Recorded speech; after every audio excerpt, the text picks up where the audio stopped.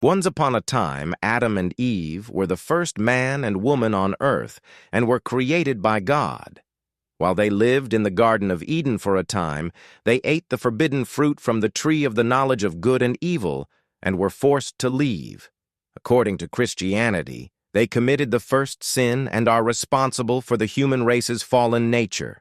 God gave Adam control over all the plants and animals and gave him specific instructions to not eat from the tree of the knowledge of good and evil.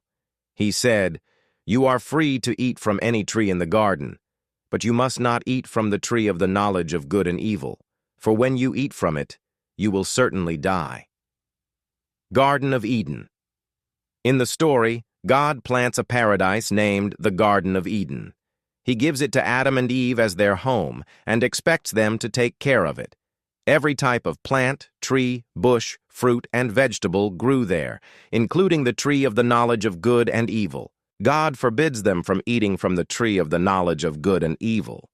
God warned Adam that anyone eating from this tree would die. Temptation to knowledge. Later, Eve and a serpent, or snake, engage in conversation. The serpent begins to question Eve about this tree and rule. Eve replies that although she may indeed eat of any tree of the garden, there is one that is forbidden and that they will die if they eat its fruit. The snake immediately contradicts God by saying, "Ye shall not surely die. For God doth know that in the day ye eat thereof, then your eyes shall be opened, and ye shall be as gods, knowing good and evil." So she takes a bite and offers the fruit to Adam as well. Later, Adam hears God calling and tells him that he hid because he was naked and afraid. God asks, "How did you know you were naked? Did you eat of the forbidden tree?" Adam says, "The woman you gave me the fruit to eat." First, Adam blames God and then he blames Eve, but doesn't take responsibility for his actions.